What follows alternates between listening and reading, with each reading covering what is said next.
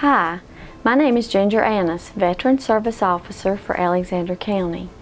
Did you know there are approximately 850 World War II servicemen and women passing away each day? Each of these service personnel have a story about friendships, families, experiences, and achievements. The Veterans Service Office, in cooperation with the Alexander County Government Channel, will be hosting, in a series, several short stories shared by these courageous veterans.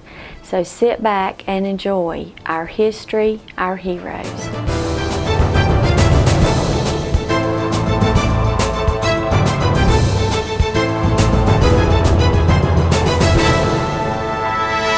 Hi, my name is Ginger Annis, and I'm here with Mr. Herman. And Mr. Herman, why don't you tell us a little bit about yourself, where you grew up, maybe how old you are, if you don't mind sharing that. I was born June the 3rd, 1925, in Little River Township, between the cotton patch and the tomato patch, the tobacco patch. The house was in the middle of because we farmed and I had a good life there. Okay, whenever the war started and everything, were you already in the service, or were you drafted, or did you volunteer? I volunteered. I, of course, was farming. Mm-hmm. And had a 2-year deferment. And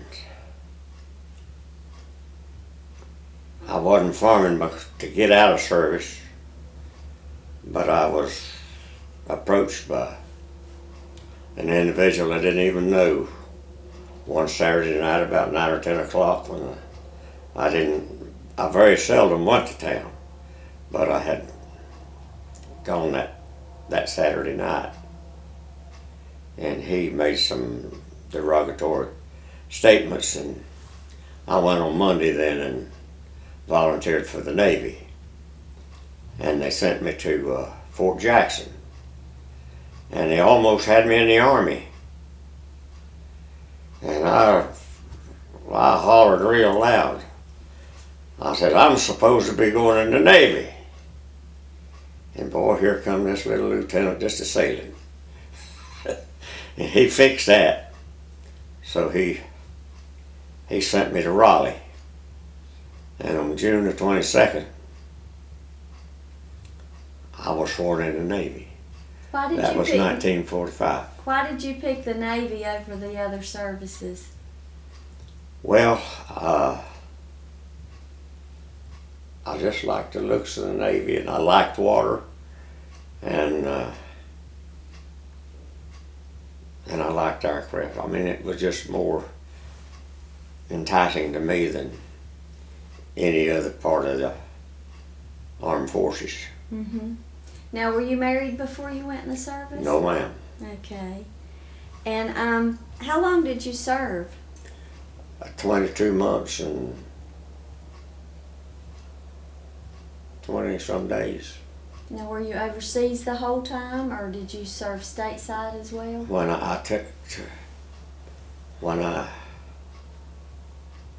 They sent me from Raleigh to Bainbridge, Maryland, and I had a 6 weeks training, boot camp they called it.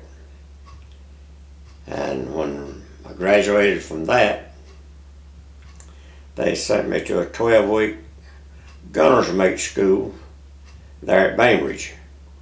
They gave me a piece of metal, a file, and a hacksaw, and a rule. And they said, make a 1-inch square out of this. And it says, we're gonna mic it. So I graduated. Is that what it took to graduate? That's right. Okay, very good. Because we were prepared to repair any part of any gun on the ship in darkness. So we had to be pretty good at what we was doing. Absolutely.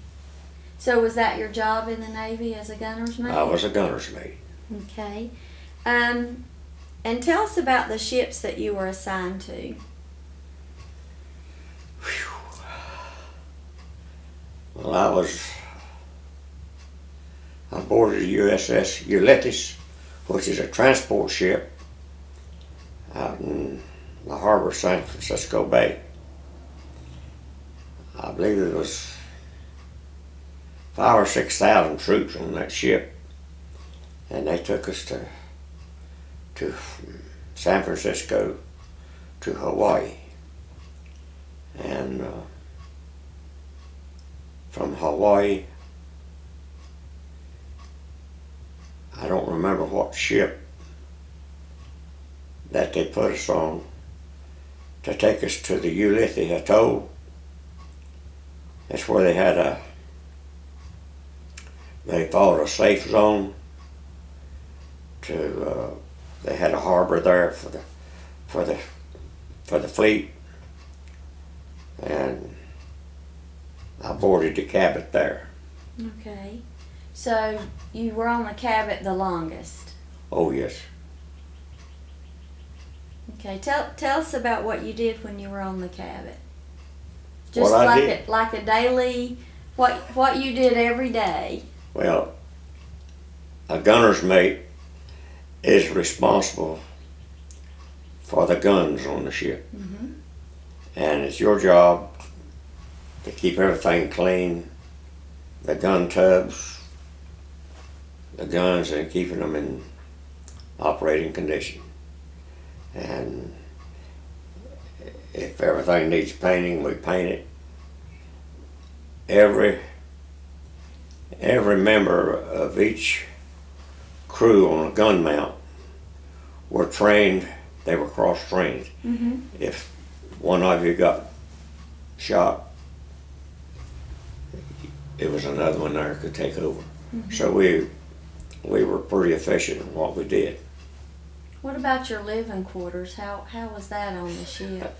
I was in the bilge, the very bottom part of the ship, and the very front of the ship.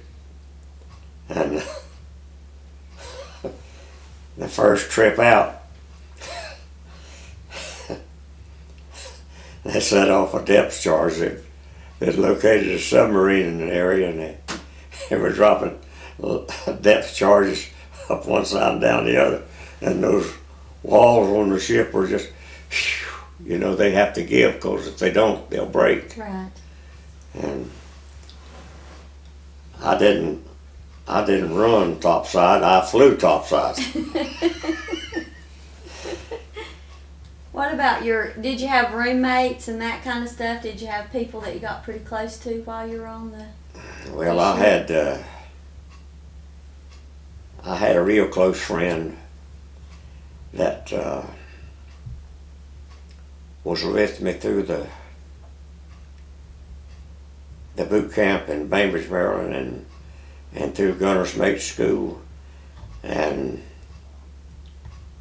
through all the transporting us to get us to the Cabot. Mm-hmm. It happened that he got to get aboard the Cabot too, and I had another close friend that made it. Mm-hmm. And so there were three of us there, but we had going over on a transport ship. We made friends and enemies. My friend John Hoover was from Pennsylvania, Pittsburgh, and he was grown up in the streets of Pittsburgh, and you know what that meant. A little different from Taylorsville, wasn't it? So we spent our time topside on that troop ship. Mm-hmm. And he would say, "I don't like that SOB. Now listen, now there's a good man." Well, see, that's the way he was raised. Right. In the streets of Pittsburgh. So, but that's the way it happened, and he happened to owe me $200-300, and it just so happened that we got to stay together. And when we got over there on the ship, where we couldn't I couldn't spend any money, he paid me back. Well, that was good. So that was a good deal. Were you able to stay in touch with the friends that you met when you were in the Navy? Not really, not after I was discharged. I had a friend that was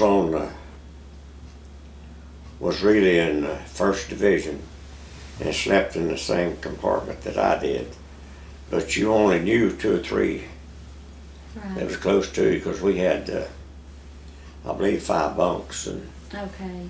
of course, I was on the top one, so I could see everything that went on. There you go. And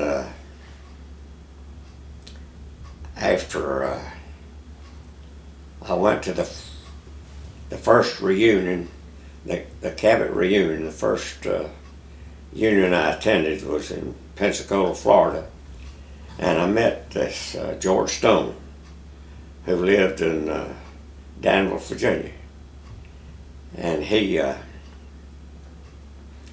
we didn't know each other until then, but we got close. He was very active in the association. Right. And about all I did was pay my dues, and I don't believe I've attended another reunion other than that one. Right. Were there any superior officers that come to mind, or that you remember, that really impressed you in some way? Old Lieutenant Doyle, he was a gunnery officer, and his yeoman was Herb Spall from Winston-Salem, and he thought he was hot stuff, and which he was. They owned a cleaning outfit in Winston-Salem, and we were pretty close. And anyway, when it come up for an advancement, he had all the tests. So if I wanted an advancement, all I had to do was tell him, and I didn't have to study very much because I had all the questions. So he took good care of you. He took good care of me. Well, that's good. But when the war was over, and I stayed on the farm for 3 or 4 years, then I went to Washington, D.C. And before I left the farm, my daddy had, when he died, he had out some tobacco. And anyway, when I took it to the market in Winston-Salem, I called him, and that was the end of our friendship. He didn't like farmers. He was hot stuff. So when I asked Mr. Hudson, that wrote the history of the Cabot, if I should call him and invite him to be a member, he says, don't bother. But I'm proud of my country heritage. Absolutely. And I know this is probably a silly question, but which war did you serve in? I know, but everybody else needs to know too. I was in the South Pacific. And that was World War II, correct? In World War II. Okay. Aboard the CVL-28, USS Cabot, CVL-28, And the Iron Lady. can you tell a little bit about the change that they made to the Cabot? It didn't start out as an aircraft carrier, did it? In the beginning of the war, they found out right quick they didn't need cruisers and battleships. They needed airplanes. So this cruiser was in the shipyard being made a cruiser. all they had to do was put a flight deck on it, because they were engineered to operate with the fast carriers, you know, as protection to them. So they could, after they made aircraft carrier out of it, they could operate with the big carriers. And we were just as fast as they were. Wow. And what about any skirmishes or battles that you were involved in? Can you tell us a little bit about that? Well, I wasn't in any battles, the ship was. When we left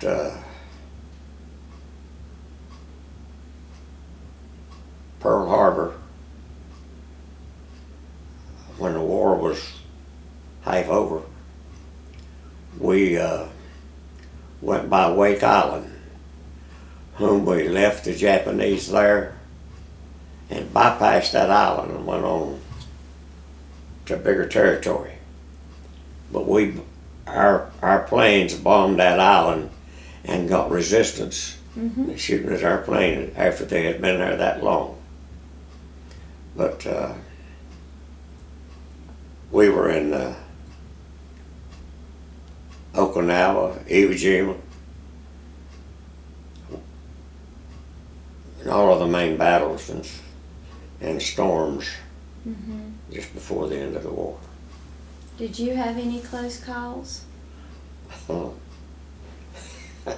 That's all we had was close calls. My battle station was on the very top part of the ship, on the mast, right under the radar screen. I didn't serve but two days up there. See, that was about 250, 300 feet from the water. And we were like this, continually. And I didn't like that. But you see, the reason I was there when we left San Francisco after we'd been repaired, we were going out of San Francisco Bay, and I was horizon lookout for the captain on the mast of the ship, right by him. And over on the right of the ship, that biggest fish, I thought it was a submarine, come surfacing up, and of course I called the captain's attention to it. I said, "Captain, that must be a whale." He says, "No," says, "that's a blackfish." He says, "Some of those get as big or bigger than a whale. But if we'd have hit that thing," I don't know, but that was exciting to me. But we had more than one kamikaze to dive on the ship while I was on it. And I believe a little tell in there how many we shot down, but we got all of those. But that horizon lookout position that I had for a couple of days, my friend Hoover from Pittsburgh, he volunteered to take that position. The first kamikaze that came down after that, and it missed the ship a little bit, it didn't get hardly low enough. One wing knocked a chunk out of the radar screen, and him was sitting right there under that radar screen, and there was railing around that you could hold on to, and he laid them down. And the other wingtip hit the number one stack, and our gunners downed him just 200 or 300 yards from the ship. But we had several of them like that. But when we, before I was on the Cabot. They had in the Battle of Leyte in the Philippines, we had 2 kamikaze hits. The first one knocked out the catapult. And the second one hit almost at the same place. But we had 2 of those.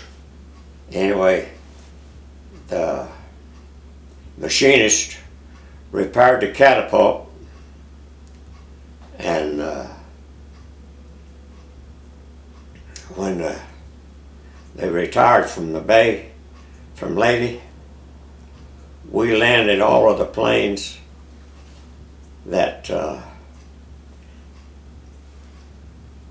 ships were damaged that they couldn't land on. We landed all of their planes and all of our planes on that little old ship. Pretty crowded then, wasn't it? Yep, but that's it was amazing to hear the tales that those gunners' mates told me what happened when those planes hit the ship. One of my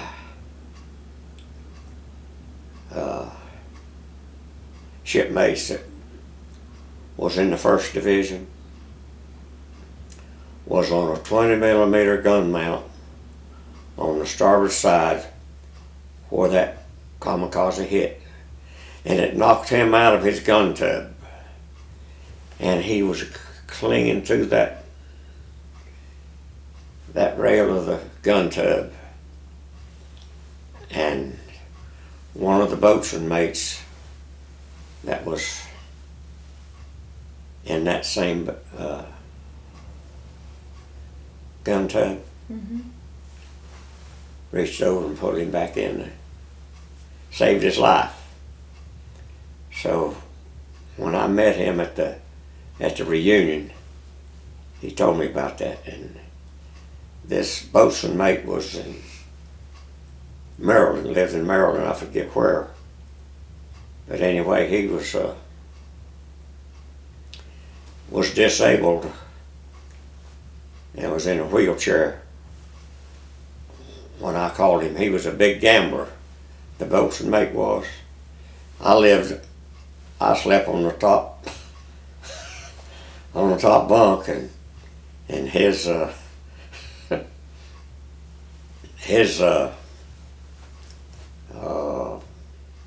forget what you call him, but where he kept his clothes and his locker. Yeah, did you call it a locker? His locker, yeah. And his portion of that locker was in the top shelf, and he had that thing half full of money because we did gamble in the Navy. But he was in a wheelchair the last I heard from him. But the friend that I made at the reunion, he was on a ship in Pearl Harbor when they bombed Pearl Harbor, and he was shell shocked. I'm sure. Yep. So were you supposed to be in the Tokyo Bay when the Japanese surrendered?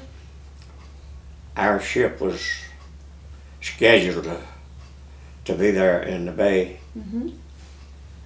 but our orders were changed, and we were sent to the Yellow Sea to detonate the mines they had floated in the Yellow Sea there, and our planes and our ships were a show of force, and we detonated those mines that were floating in the Yellow Sea. Was it really yellow, or do they just call it that? It was yellow. I mean yellow. And you wouldn't want to be in that water at all. But we were there for, probably 3 weeks to a month. doing that. So were you able to destroy all of the mines that were floating around, or? When the Navy does a job, it's complete. So what was the food like and that kind of stuff? Did they feed you pretty good? Was it good cooking, or? I always found a way to have plenty of good food. Okay. I never did KP duty except one time when we were on a train going from Bainbridge, Maryland to San Francisco. I passed out drink cups, and that was for 3 or 4 days. So that was all the KP duty I had. And when we were going over on that troop ship, we made friends with the man on the fantail, where they dumped all the garbage over for the fish. He'd bring us gallons of ice cream. And there was me and my one buddy and whoever was on duty back there. And we had about anything we wanted to bring us. Canned food, all kind of pineapple and what have you. And then aboard ship, when we got on the cabin, it wasn't that easy. So everything was scarce, you know. See, my ship was in the battle zone longer than any other ship in the Navy. And we were resupplied at sea, or we couldn't have been that way. And it just so, it wasn't planned that way, it just so happened that, you know, that's the way it was. But we didn't have much fresh water to drink. But anyway, at one meal, we had chocolate milk. Well, after I drank my chocolate milk, I went to the water fountain and run a little fresh water in, pulled it out and got me a cup of water. SP walked around the corner and put me under arrest for wasting fresh water. Oh my goodness. So they reported it to my gunnery officer, and my sentence was to clean the ammunition room. 30-minute job. But that's the way it was. And when you were in storms, it was hard to eat. Utensils, everything go from one side to the other. It was unreal. We were in the worst typhoon that they had during the war. And the waves were like mountains. When they would go down those big aircraft carriers, you wouldn't see them till they come back up. And to survive in a typhoon, a big storm like that, they go straight into the wave. Our ship would go all the way underwater, plumb back up to the superstructure. Anyway, it was rough. That was almost worse than the battles. Wow. So when that was happening, I'm sure they had like alarms and you had to put on your life preservers and that kind of stuff? Or? Oh, we had them available everywhere. All the time? You didn't have to carry one with you. They was handy. Oh, okay, good. Yeah. And we were praying. I'm not wearing life jackets. We were praying. Right. I promised to go to Lord Moore in that 22 months that I did the rest of my life. Did you ever get seasick? I didn't get seasick, but I want you to know that even going over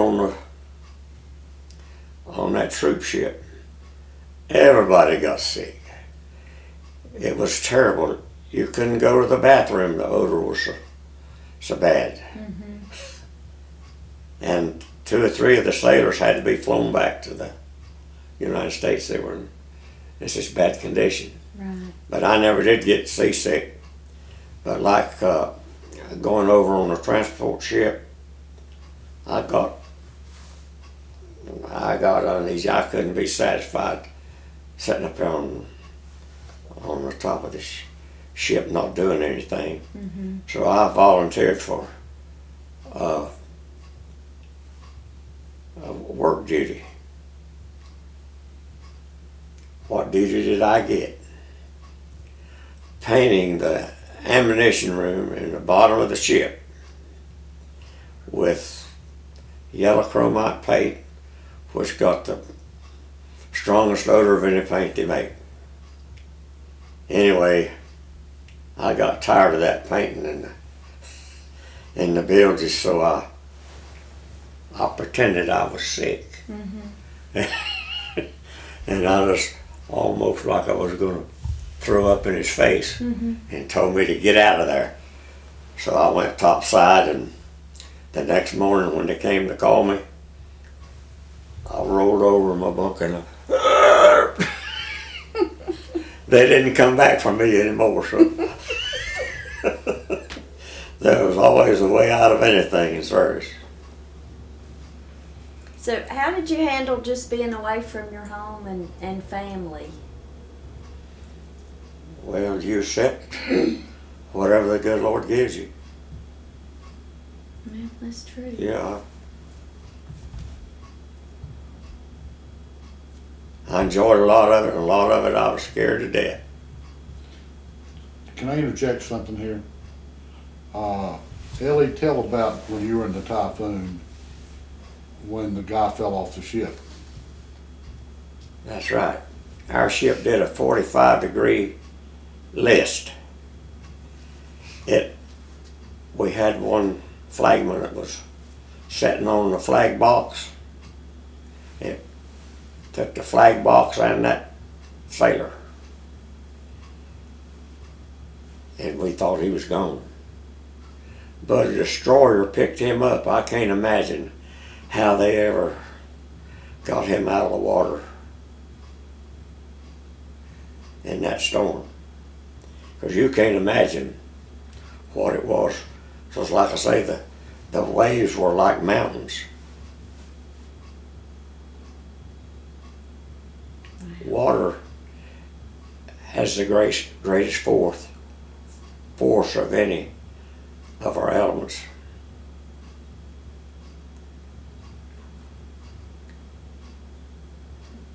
Did you receive any awards or medals or commendations for your time in service? Well,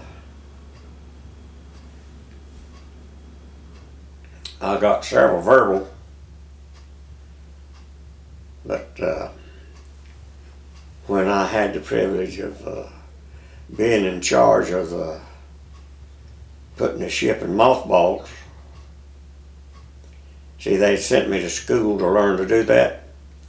And of course, when I got back aboard ship, it was well underway already. But I was in charge of everything on the flight deck, so we needed an air hose. We needed to change from one chuck to the other because we couldn't get to where we were using it. So I turned to this sailor and ordered him to go down on the docks and move that air hose.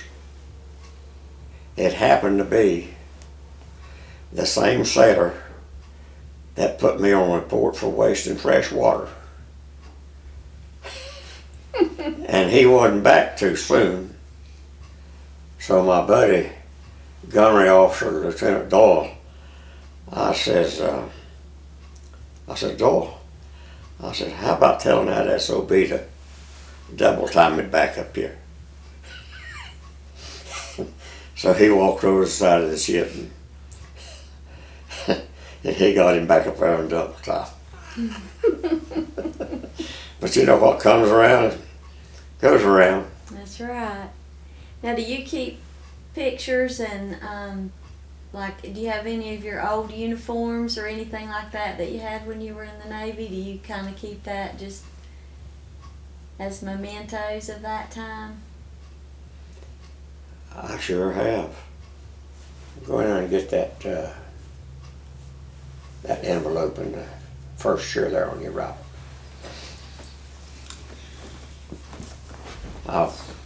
I hadn't seen my discharge until last night. Mm-hmm. Maybe one time since I was out of service. But I had it all in one envelope. So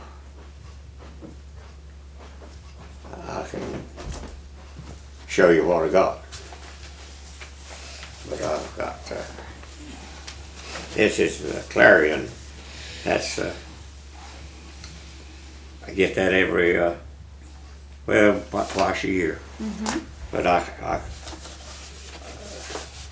you can't, this was at Bainbridge, Maryland, that was her. There's one episode I had there that I didn't tell you about when I was in boot camp. I had a midnight arm, I can't think of the, what you call it. But anyway, you had duty, Mm-hmm. Guard duty. And the company commander told me that he came and woke me up to go on duty. It's 12 to 4. And he said he could never find me, so he went back to my bunk and I wasn't in it. So he went up on the drill field and there I was running around the grinder with nothing but my shorts on. And he stopped me and grabbed me and told me to get my clothes on, that I had guard duty. And when he found me the next time, I was in my bunk asleep. Had they reported that, I could have never served on a ship. But thank God he didn't.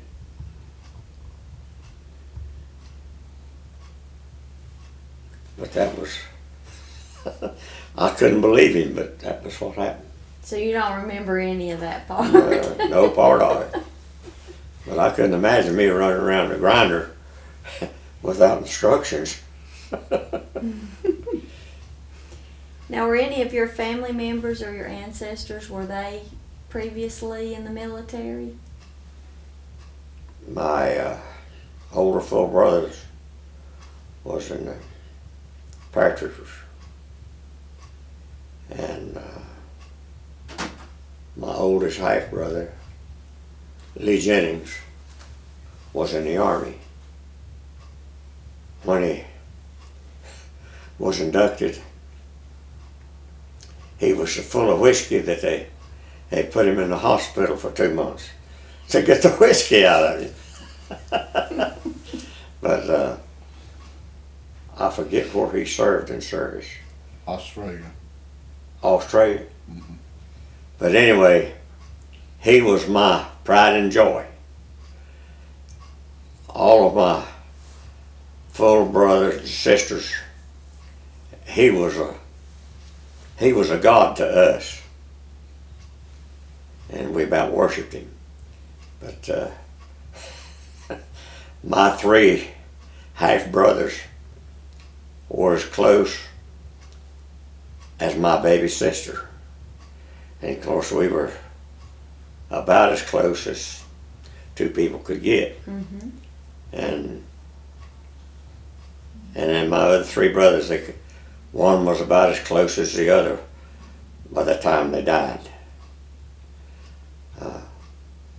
My brother Ray Jennings was not only my half brother, he was my best friend. I could call him. I didn't have to pass the time of day or anything. All I did was ask him a question. It's either hell yes or hell no. That was Ray, wasn't it? Yes, sir. Are you active in any veterans organizations now? Well, I belong to the Veterans of Foreign Wars, but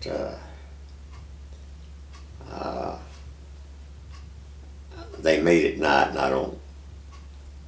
I don't do much night driving, so I'm not there that often.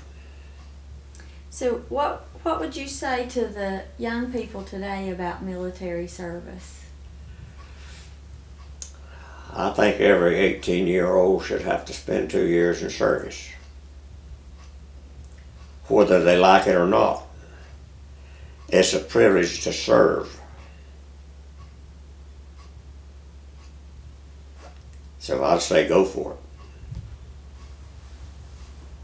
Do you have anything else you want to share?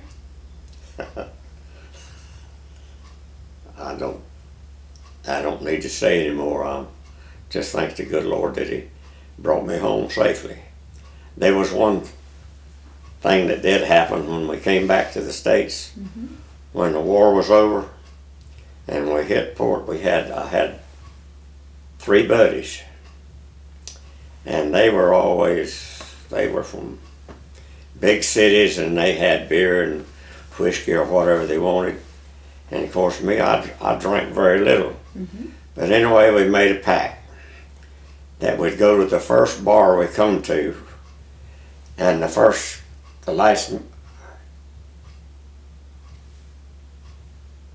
man under the table had to pay the bills. The last man under the table didn't have to pay anything. And little old me, I beat them all. So you didn't have to pay the bill? No, I didn't have to pay the bill. But that's it. I was scared to death, but I enjoyed every day of it. Well, we would like to thank you for your service and thank you for telling us about your time in the service. Well, there's probably a lot more that I could say, but like I say, my mind is not like it used to be. But I thank you, and I appreciate what you've done. It's been a pleasure talking to you. Thank you.